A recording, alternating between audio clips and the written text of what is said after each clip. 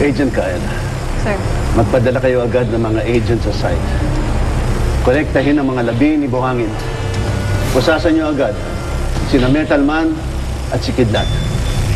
And send some medics para sa mga sugatan. Yes, sir. Maganda na sasakyan para sa akin. Yes, General.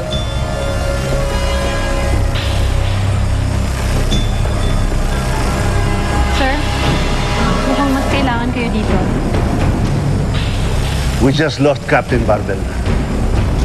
Ano pa mas mahalaga doon? Sir, tignan niyo po yung screen.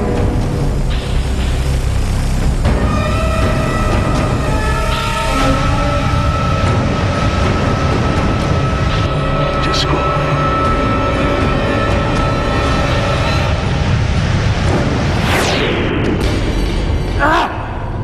Pakawalan niyo ako! Sige, dali niyo na yan. Si Metal Man. He's nowhere in sight, sir. Okay, scan the area. Set a perimeter. Yes, sir.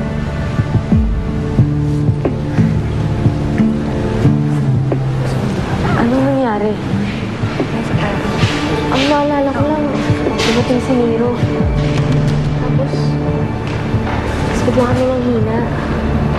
Nakakuha si Nero ng Escobar. Ang tanging elemento nakapagpahina kay Captain Barbel.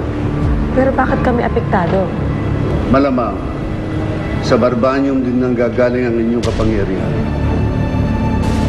Kaya pati kayo, apektado ng Escobar.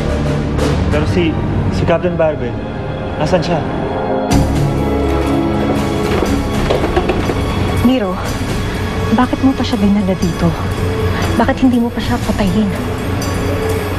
Matagal ko nang hinintay ang pagkakataong ito. Kalahati ng buhay ko ginugol ko sa pakikipaglaban kay Captain Barbel. Ngayon gusto kong namnamin ang oras na ito. Nagigising ba siya?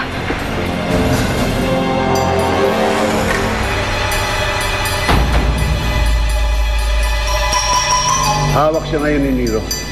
Ha? Buhay pa ba siya? Sana. Dahil siya lamang ang makakapagtigil sa paparating.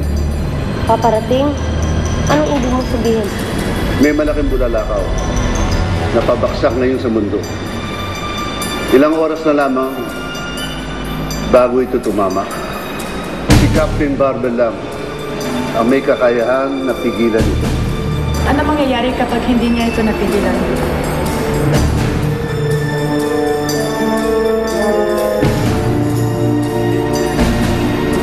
Katapusan na natin lahat.